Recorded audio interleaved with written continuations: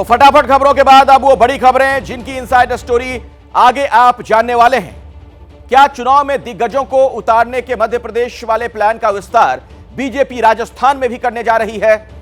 मोदी के खिलाफ लड़ने वाला इंडिया गठबंधन आखिर सीट शेयरिंग को क्यों टाल रहा है? आखिर एनआईए देश में इतने बड़े पैमाने पर छापेमारी क्यों कर रही है? इसके कनाडा कनेक्शन की इनसाइड स्टोरी भी आगे हम आपको बताने वाले हैं। लेकिन सबसे पहले बात राजस्थान चुनाव की कर लेते हैं, जहां मध्य प्रदेश वाला मॉडल लागू करने की तैयारी दिख रही है। यानी बड़े चेहरों को विधानसभा चुनाव में टिकट। जयपुर में अभी बीजेपी की कोर ग्रुप की बैठक हो रही है, उसमें कैंडिडेट्स पर चर्चा संभव है। ऐसे में सवाल यह है, राजस्थान में बीजेपी को इसकी जरूरत क्यों पड़ रही है? आखिर बीजेपी का पूरा गेम प्लान क्या है?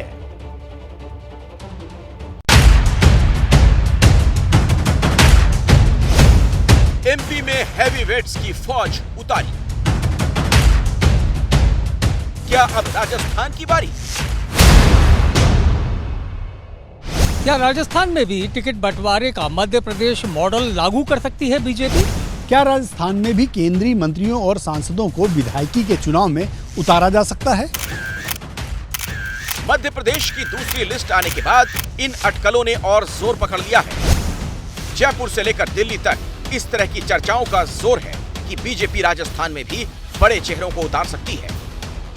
चर्चाओं के मुताबिक जिन केंद्रीय मंत्रियों या सांसदों को बीजेपी टिकट दे सकती है, उनमें जिन संभावित नामों की चर्चा है, उनमें है कानून मंत्री अर्जुन राम मेघवाल, केंद्रीय जल शक्ति मंत्री गजेंद्र सिंह शेखावत, लोकसभा अध्यक्ष ओम बिरला, केंद्रीय कृषि राज्य मंत्री कैलाश चौधरी, सांसद राज्यवर्धन सिंह राठौड़, सांसद किरोड़ी लाल मीणा, सांसद स्वामी सुमेधानंद और सांसद सुखबीर सिंह जौनपुरिया।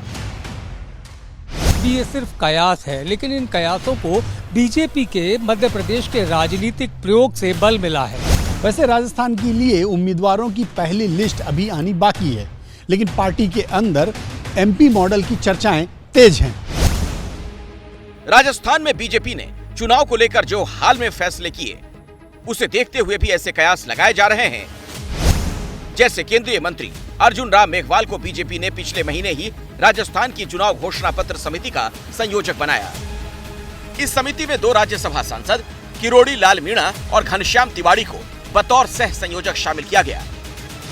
जबकि राजस्थान की चुनाव प्रबंधन समिति में बीजेपी ने सांसद राज्यवर्धन सिंह राठौड़ को सह संयोजक बनाया है।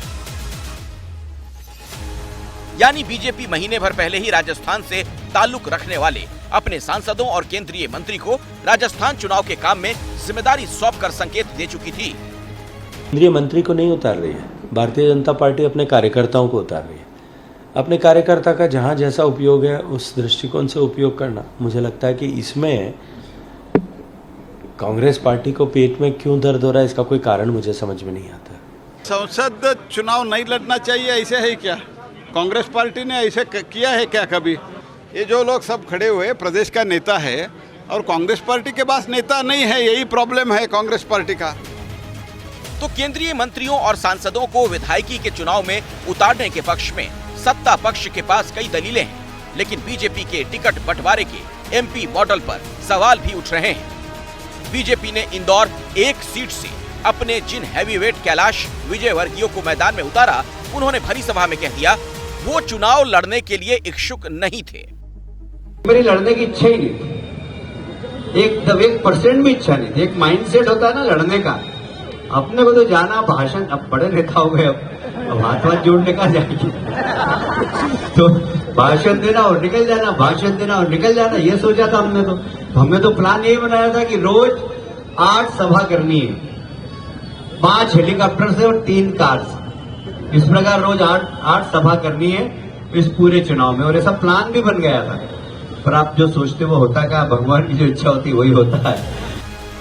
दरअसल बीजेपी ने मध्य प्रदेश चुनाव में 3 केंद्रीय मंत्रियों समेत 7 सांसदों और 1 पार्टी महासचिव को एमएलए का चुनाव लड़ने के लिए उतारा। लेकिन विजयवर्गीय के बयान पर एक सिरा पकड़कर कांग्रेस कह रही है कि बीजेपी डर गई है। प्रयोग जो गुजरात में किया था कि सारे मिनिस्टर सबके टिकट काट दिए, वो यहाँ भी प्रयोग हो सकता है। इसका मतलब ये होगा कि मुख्यमंत्री से लेकर जितने मंत्री हैं सबके टिकट भी कर सकते हैं भाजपा के। हम लगातार हमें इन 20 साल से इनसे वोट ज़्यादा लिए, इनसे क्या घबराएंगे। सब देखे वाले लोग हैं, हमारे लगातार हराते रहे, हटाते रहे।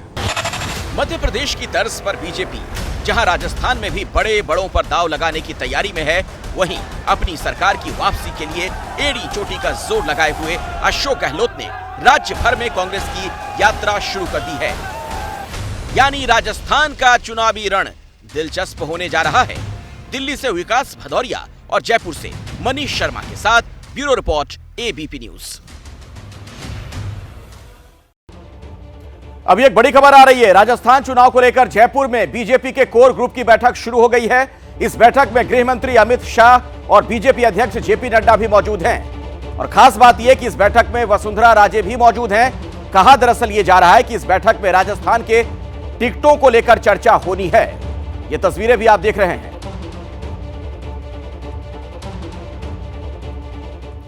बीजेपी राजस्थान की रणनीति फाइनल कर रही है तो इंडिया गठबंधन में सीट शेयरिंग की चर्चा अटक गई। केजरीवाल ने विपक्षी गठबंधन को 30 सितंबर तक सीट शेयरिंग फॉर्मूला फाइनल करने का सुझाव दिया। इस पर गठबंधन की कोऑर्डिनेशन कमेटी की बैठक भी हुई, लेकिन अब बात अटक गई। वजह है कांग्रेस। आखिर कांग्रेस ने सीट शेयरिंग वाली गाड़ी में ब्रेक क्यों लगा दिया? देखिए हमारी एक्सक्लूसिव रिपोर्ट।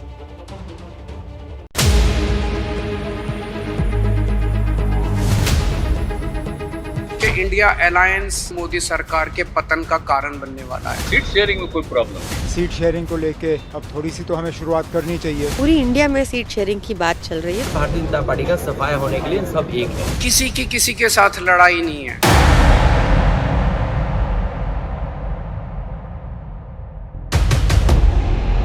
विपक्ष का मिशन क्लियर है, एजेंडा सेट है। गठबंधन वाली गाड़ी 3 कदम आगे बढ़ चुकी है। पटना, बेंगलुरु और मुंबई में दिग्गज नेताओं की बैठक हो चुकी है।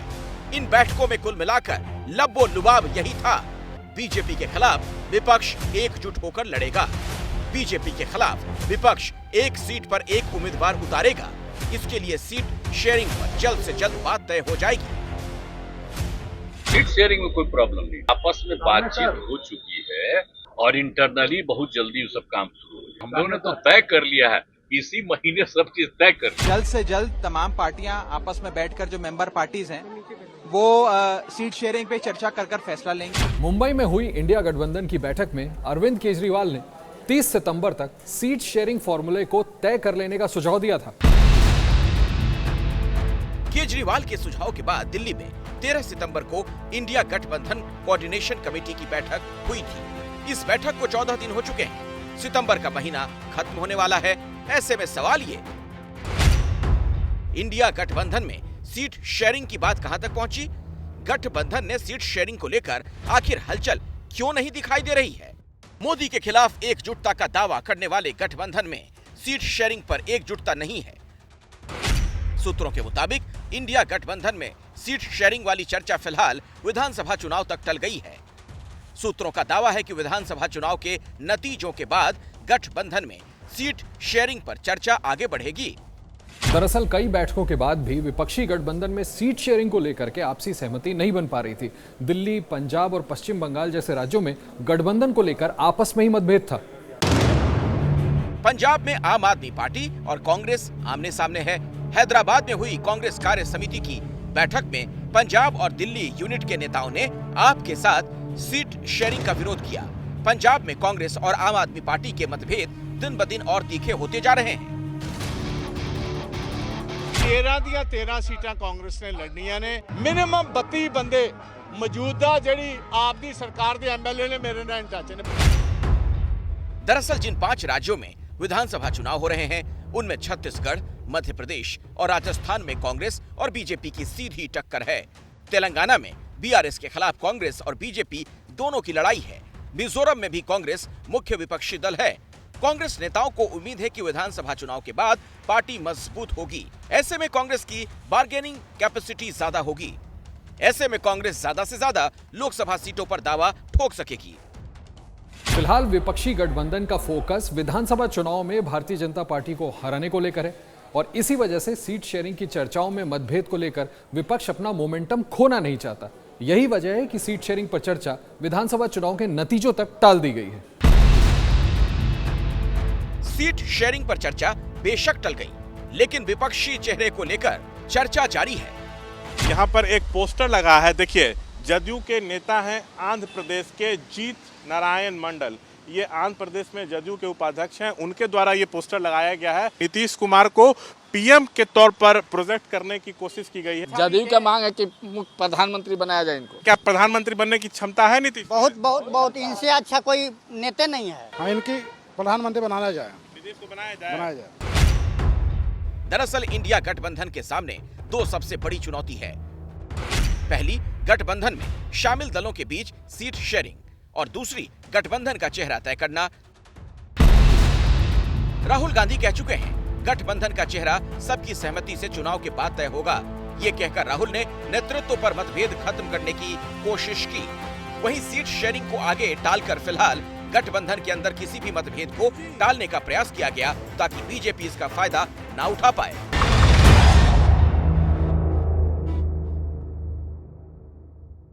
गैंगस्टर्स और खालिस्तानियों के देश विरोधी गठजोड़ पर आज एनआईए ने बड़ा प्रहार किया है। आज देश के 5 राज्यों और 2 केंद्र शासित प्रदेशों में एनआईए ने विदेश में बैठे खालिस्तानियों और उनके इशारों पर ऑपरेट कर रहे गैंगस्टर के ठिकानों पर छापेमारी की। तो आखिर इस छापेमारी में क्या कुछ मिला, देखिए रिपोर्ट।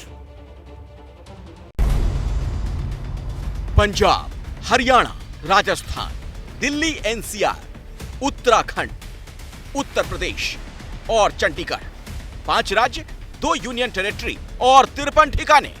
देश विरोधी गैंगस्टर खालिस्तानी नेक्सस के खिलाफ एनआईए ने फिर बड़ी कार्रवाई की है। देश के बाहर बैठे खालिस्तानी आतंकी जिस नेटवर्क के सहारे पंजाब में आतंक का बीज बो रहे हैं, उस नेटवर्क की रीढ़ की हड्डी तोड़ने के लिए एनआईए की टीम ने सुबह सवेरे ही छापेमारी शुरू कर दी। एनआईए ने पंजाब में सबसे ज्यादा 30 ठिकानों पर, राजस्थान में 13, हरियाणा में 4, उत्तराखंड में 2 और दिल्ली, यूपी और चंडीगढ़ के 1-1 ठिकानों पर दबिश दी। एनआईए के रडार पर कनाडा से ऑपरेट कर रहे खालिस्तानी अर्श डल्ला, लॉरेंस बिश्नोई और बम्बिहा गैंग के शूटर थे। कनाडा में गैंगस्टर सुखदुल सिंह सुखा की हत्या के बाद बम्बिहा गैंग और आतंकी अर्श डल्ला के नेक्सस का राज सामने आ गया। बम्बिहा गैंग का मेंबर सुखा आतंकी डल्ला के लिए काम कर रहा था। एजेंसियों को वो पुख्ता इनपुट था कि कनाडा में बैठे खालिस्तानी पंजाब में एक्टिव गैंगस्टर के जरिए हिंसा की साजिश रच रहे हैं। गैंगस्टर्स और खालिस्तानियों का ये नेक्सस हिंसा के साथ ही ड्रग्स और हथियारों की तस्करी में भी शामिल है। इस गठजोड़ की कमर तोड़ने के लिए एनआईए ने पंजाब के फिरोजपुर, मोगा, बठिंडा, मानसा, फरीदकोट में आतंकियों के मददगारों की धरपकड़ की। कनाडा में जो बैठे उग्रवादी हैं, जो हमारे देश की, भारत के विरोध की बातें करते हैं या भारत को तोड़ने की बातें करते हैं, उनके जो लिंक हैं, उनके जो पंजाब में जो उग्रवादी हैं, उनके साथ में क्या साठगांठ है, वो उनको पैसे का भी मुहैया कराते हैं। क्योंकि कोई भी उग्रवादी घटनाओं को अंजाम देना है अगर भारत में, तो वो पैसे की जरूरत होती है, तो वो हवाले के थ्रू उसको पैसा भिजवाते हैं। विदेशों में बैठे आतंकी और गैंगस्टर हवाला के जरिए ग्राउंड वर्कर्स को फंड कर रहे हैं। ड्रग्स और हथियार के लिए फंडिंग हो रही है। इन पैसों और हथियारों का इस्तेमाल देश विरोधी गतिविधियों में हो रहा है। छापेमारी में एनआईए की टीम ने भारी मात्रा में हथियार, डिजिटल डिवाइस और कई दूसरे संदिग्ध सामान बरामद किए। एनआईए की टीम विगत 2 दिनों से लगातार मेरे टच में था। आज तड़के की सुबह एनआईए की टीम ने रेड मारा है। काफी इनपुट्स मिला है, काफी खुलासे भी हुआ है। जिन गैंगस्टर के ठिकानों पर एनआईए ने छापेमारी की, वो गैंगस्टर पाकिस्तान, यूएई, कनाडा और पुर्तगाल से ड्रग्स तस्करी का नेटवर्क ऑपरेट कर रहे थे। ड्रग्स तस्करी की काली कमाई को ये गैंग देश विरोधी गतिविधियों में लगा रहे थे। मनी लॉन्ड्रिंग हो रही है, हवाला के माध्यम से ट्रांजैक्शंस हो रहे हैं, ड्रग ट्रैफिकिंग हो रही है, हथियार हिंदुस्तान में आ रहे हैं। इसको निगाह में रखते हुए बहुत बड़े पैमाने पर फैसला किया गया है कि इनके खिलाफ कार्रवाई की जाए। ये पहली बार नहीं जब एनआईए ने खालिस्तानी और गैंगस्टर के नेटवर्क को निशाना बनाया। इससे पहले एनआईए ने 370 जगहों पर छापेमारी की थी।